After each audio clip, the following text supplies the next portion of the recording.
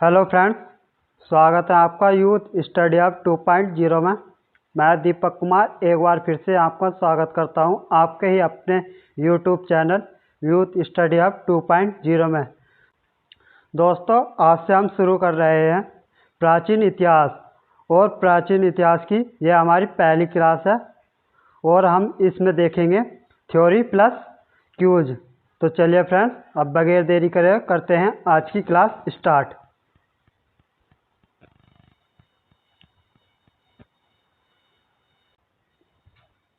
दोस्तों, पहले हम इतिहास की परिभाषा देख लेते हैं। इतिहास किसे कहते हैं? दोस्तों, इतिहास की परिभाषा है अतीत में घटित घटनाओं के संकलन को इतिहास कहते हैं। दोस्तों, अतीत में घटी घटनाओं के संकलन को इतिहास कहते हैं। दोस्तों, इतिहास शब्द इति प्लस हास शब्द से मिलकर बना है, जिसमें इति का अर्थ है बीती हुई तथा हास का अर्थ है घटित हुई कहानियाँ होती हैं। दोस्तों, अब देख लेते हैं विश्लेषण। दोस्तों, विश्लेषण में हेरोडोटस नाम के यूनानी व्यक्ति को इतिहास का जनक कहा जाता है। दोस्तों, ध्यान रखिएगा, हेरोडोटस को इतिहास का जनक कहा जाता है और हेरोडोटस ने ही सबसे पहले इतिहास लिखना शुरू किया था। दोस्तों, सबसे पहले इतिहास शब्द का प्रयोग हेरोडोटस द्वारा लिखित पुस्तक हिस्टोरिका में किया गया है। दोस्तों, ध्यान रखिएगा, सबसे पहले इतिहास शब्द का प्रयोग हेरोडोटस द्वारा लिखित पुस्तक हिस्टोरिका में किया गया है।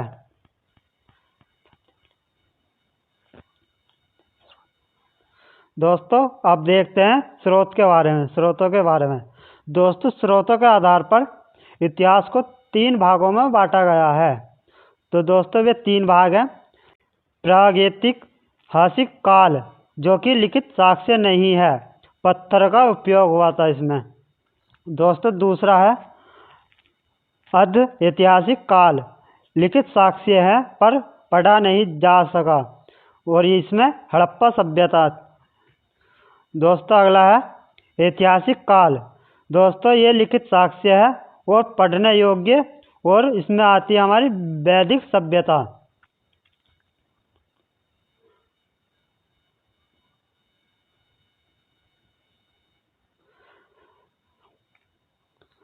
दोस्तों, स्रोतों के आधार पर इतिहास को 3 भागों में बांटा गया है। देख लेते हैं दोस्तों। पहला हमारा प्रागैतिक ऐतिहासिक काल। दोस्तों, इसमें आता है पूरा पाषाण काल, और यह हमारा पत्थर युग भी कहलाता है। दोस्तों, ध्यान रखिएगा, पूरा पाषाण काल को पत्थर युग भी कहते हैं, और यह 25 लाख बीसी से 10,000 बीसी तक इसका कालखंड रहा है। और फिर आता है मध्य पाषाण काल इसी में, और इसे हम कांस्य युग भी कहते हैं, और इसका 10,000 बीसी से 4,000 बीसी तक इसका कालखंड रहा है। और फिर है इसमें नव पाषाण काल, जिसे हम लोहा युग कहते हैं। दोस्तों, इसका समय है 4,000 बीसी से 1,000 बीसी तक। दोस्तों, देखिए अब अर्ध ऐतिहासिक काल। दोस्तों, अर्ध ऐतिहासिक काल में है सिंधु सभ्यता और वैदिक सभ्यता, और इसी में यह है ऋग्वैदिक काल और उत्तर वैदिक काल। फिर तीसरा हमारा ऐतिहासिक काल, और इसमें है मध्यकालीन भारत और आधुनिक भारत, जो है हमारे ऐतिहासिक काल के अंतर्गत रखा है।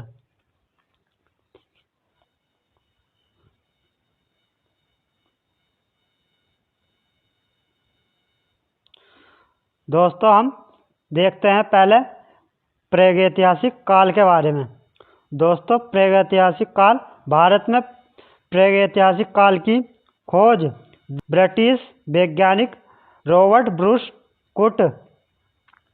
दोस्तों, भारत में प्रागैतिहासिक काल की खोज ब्रिटिश वैज्ञानिक रॉबर्ट ब्रूस कुक द्वारा किया गया था, और प्रागैतिहासिक काल को 1820 में जॉर्गेनसन थॉमसन ने प्रागैतिहासिक काल को 3 भागों में विभाजित किया था।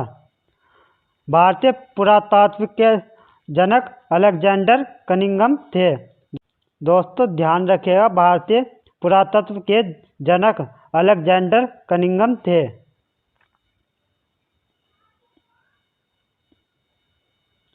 दोस्तों अब देख लेते हैं पूरा पाषाण के काल के बारे में कुछ इम्पोर्टेंट पॉइंट्स। दोस्तों पूरा पाषाण काल आदि मानव जो शिकार प्रवृत्ति के होते थे उन्हें आखेटक कहते हैं। और इसमें नेक्स्ट पॉइंट है खाद्य संग्रह के लिए दूर दूर शिकार करने जाते थे। अगला पॉइंट है कृषि और पशुपालन का ज्ञान नहीं था। दोस्तों पूरा पाषाण काल में पशु और कृषि का ज्ञान नहीं था।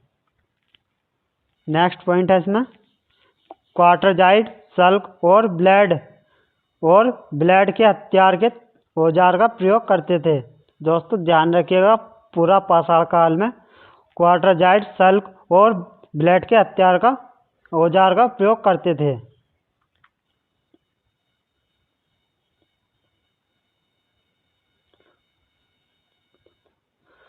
दोस्तों आइए आप देख लेते हैं महत्वपूर्ण स्थल।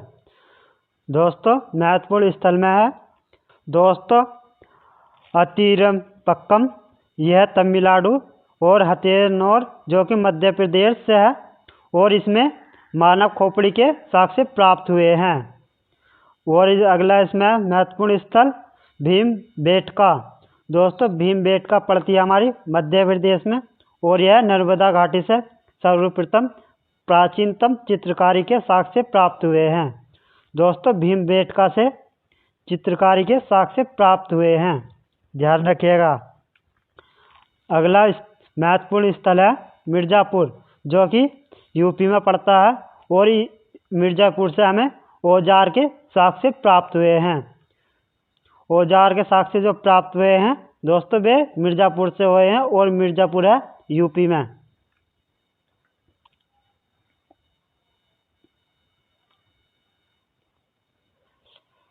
दोस्तों अब देखते हैं मध्य पाषाण काल।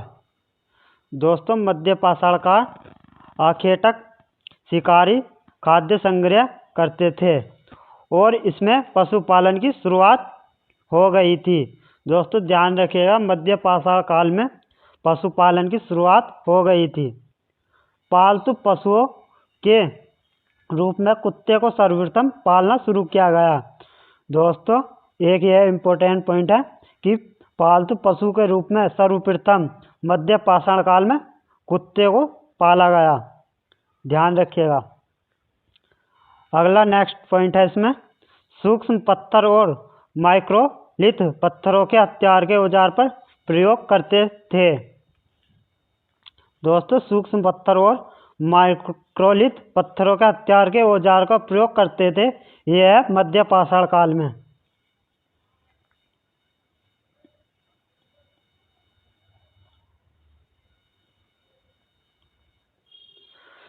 दोस्तों अब देख लेते हैं इसके महत्वपूर्ण स्थल।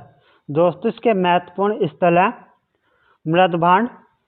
मृदभांड कहते हैं मिट्टी के बर्तन को, और मृदभांड से प्राप्त साक्ष्य मिले हैं। और इसमें है अगला पॉइंट दोस्तों चोपली मांडो, और यह पड़ता हमारा उत्तर प्रदेश में। अगला स्थल है सराय नाहर। दोस्तों अगला स्थल है सराय नाहर राय जो कि उत्तर प्रदेश में पड़ता है। और अगला है बेगौर स्थल से चीनी मिट्टी के साक्ष्य प्राप्त हुए हैं। दोस्तों ध्यान रखिएगा बेगौर स्थल से चीनी मिट्टी के साक्ष्य प्राप्त हुए हैं। और बेगौर राजस्थान और आदमगढ़ से प्रथम पशुपालन के साक्ष्य प्राप्त हुए हैं। दोस्तों पशुपालन के जो साक्ष्य प्राप्त हुए हैं बागौर राजस्थान और आदमगढ़ से प्राप्त हुए हैं। आग के साक्ष्य सर्वप्रथम चाओजू गोजियन गुफा जो कि चीन से प्राप्त हुए हैं।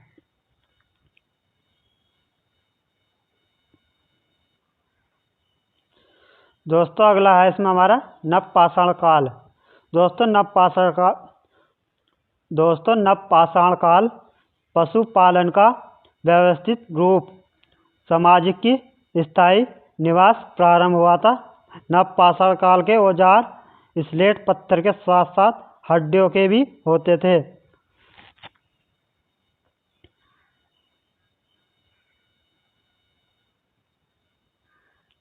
नेक्स्ट पॉइंट है चिरांद बिहार के सारण जिले में। दोस्तों चिरांद बिहार के सारण जिले में स्थित है। यहाँ से नवपाषाणकालीन मृत भांड और औजार प्राप्त हुए हैं।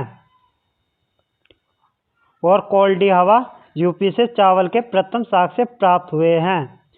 पहिए की खोज मेसोपोटामिया, इराक, सुमेरियन सभ्यता के काल में हुआ था। दोस्तों ध्यान रखिएगा, पहिए की खोज मेसोपोटामिया, इराक, सुमेरियन सभ्यता के काल में हुआ था।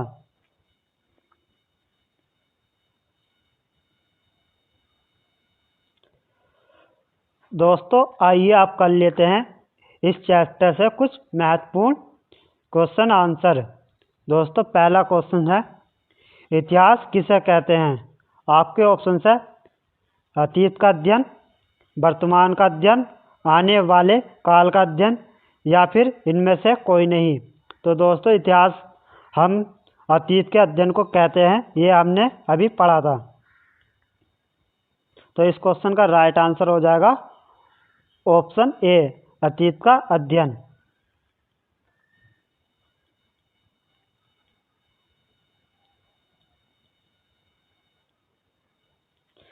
दोस्तों नेक्स्ट क्वेश्चन है भारत में पाषाणकालीन सभ्यता का अनुसंधान सर्वप्रथम कब प्रारंभ हुआ।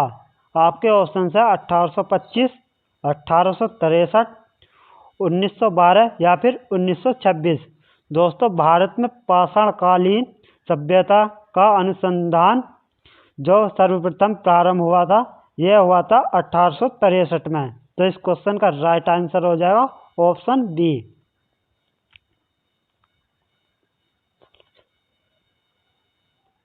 दोस्तों आइए अब देख लेते हैं विश्लेषण। दोस्तों विश्लेषण में चार्ल्स डार्विन का मत था कि प्राकृतिक क्रमिक परिवर्तन द्वारा अपना विकास करती है। विकासवाद कहलाने वाला यही सिद्धांत आधुनिक जीव विज्ञान के नींव बना। डार्विन को इसलिए मानव इतिहास का सबसे बड़ा वैज्ञानिक माना जाता है। दोस्तों ध्यान रखिएगा, डार्विन को मानव इतिहास का सबसे बड़ा वैज्ञानिक माना जाता है।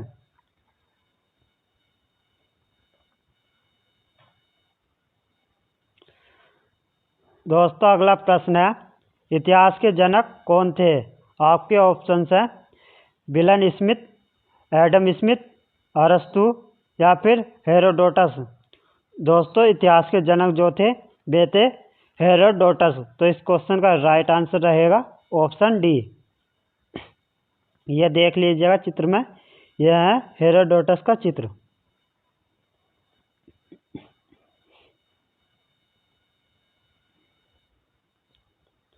दोस्तों अगला प्रश्न है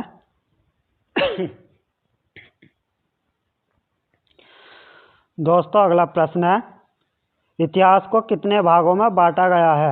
आपके ऑप्शन है 2, 3, 4, 5। दोस्तों इतिहास को 3 भागों में बांटा गया है। इस क्वेश्चन का राइट आंसर रहेगा ऑप्शन बी।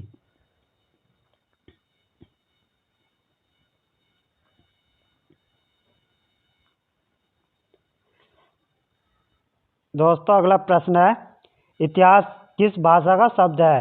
आपके ऑप्शन है ग्रीक, हिंदी, उर्दू, अरबी। दोस्तों इतिहास जो है ग्रीक भाषा का शब्द है। तो इस क्वेश्चन का राइट आंसर रहेगा ऑप्शन ए।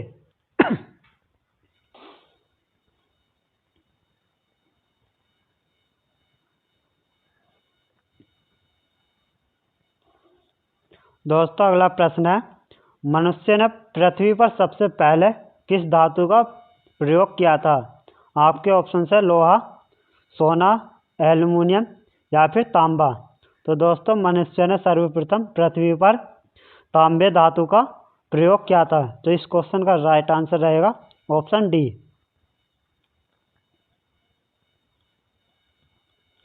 दोस्तों आइए आप देख लेते हैं विश्लेषण। दोस्तों जिस काल में मनुष्य ने पत्थर और तांबे के औजार का साथ साथ प्रयोग किया उस काल को ताम्र पाषाण काल कहते हैं, यानी कि कॉपर स्टोन एज। सर्वप्रथम जिस धातु को औजारों में प्रयुक्त किया गया वह थी तांबा। दोस्तों ध्यान रखिएगा, सर्वप्रथम जिस धातु को औजार में प्रयुक्त किया गया वह था तांबा। ऐसा माना जाता है कि तांबे का सर्वप्रथम प्रयोग करीब 5000 ईसा पूर्व किया गया।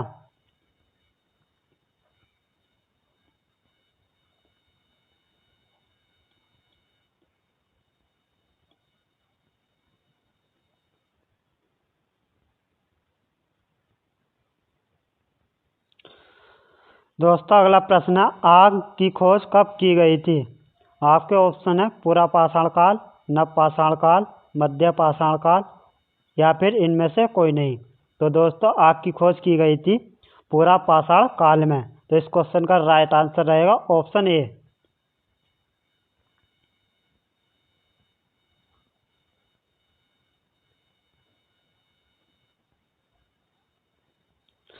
दोस्तों अगला प्रश्न है, मानव द्वारा प्रथम पालतू पशु क्या था? आपके ऑप्शन है कुत्ता, घोड़ा, बैल या फिर शेर। दोस्तों मानव द्वारा पालतू प्रथम पशु का नाम था कुत्ता। तो इस क्वेश्चन का राइट आंसर रहेगा ऑप्शन ए।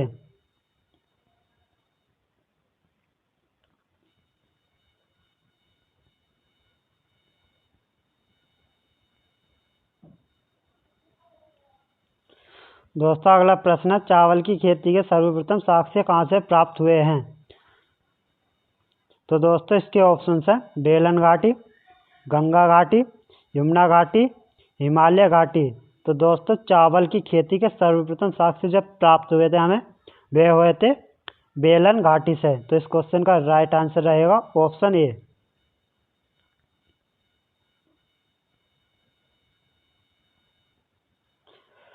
दोस्तों अगला प्रश्न है, बिहार के चिरानंद नामक नवपाषाणकालीन स्थल से क्या प्राप्त हुआ था? आपके ऑप्शन से हड्डियाँ, गेहूं की बालियाँ, पत्थर के औजार या फिर उपरोक्त में सभी। तो दोस्तों बिहार के चिरानंद नामक पाषाणकालीन स्थल से जो हमें प्राप्त हुए थे, इस क्वेश्चन का राइट आंसर रहेगा ऑप्शन डी, उपरोक्त सभी।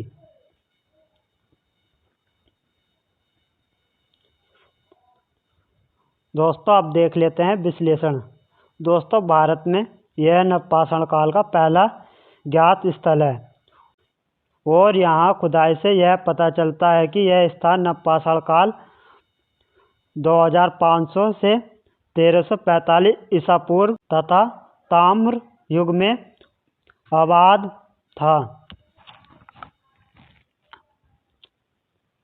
नेक्स्ट पॉइंट है, खुदाई में यहाँ से हड्डियाँ, गेहूं की बालियाँ तथा पत्थर के औजार मिले हैं, जिससे यह पता चलता है कि यहाँ बसे लोग कृषि, पशुपालन एवं आखेट में संलग्न थे।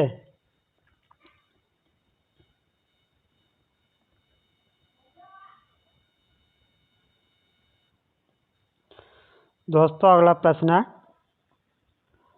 आधुनिक मानव का वैज्ञानिक नाम क्या है?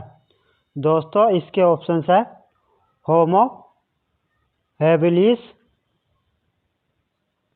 होमो सैपियंस, होमो निएंडरथैलिस, होमो इरेक्टस। तो दोस्तों आधुनिक मानव का वैज्ञानिक नाम है होमो सैपियंस। तो इस क्वेश्चन का राइट आंसर रहेगा ऑप्शन बी।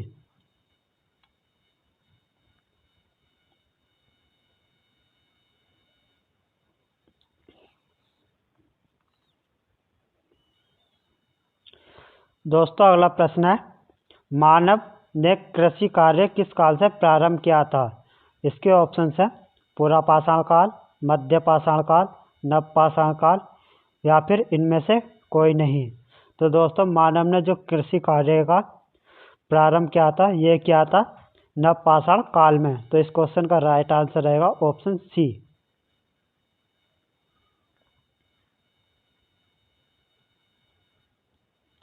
दोस्तों अब देख लेते हैं विश्लेषण। दोस्तों कृषि का विकास कम से कम 7000 से 13000 ईसा पूर्व हो चुका था। नव पाषाण काल से ही मानव ने कृषि प्रारंभ किया, जिससे इनमें स्थायी निवास की प्रवृत्ति विकास हुई। कृषि भूमि को खोदकर अथवा जोतकर और बीज बोकर व्यवस्थित रूप से अनाज उत्पन्न करने की प्रक्रिया को कृषि अथवा खेती कहते हैं। नेक्स्ट पॉइंट है मनुष्य द्वारा सर्वप्रथम जौ की खेती की गई थी। दोस्तों ध्यान रखिएगा, मनुष्य द्वारा सर्वप्रथम जौ की खेती की गई थी।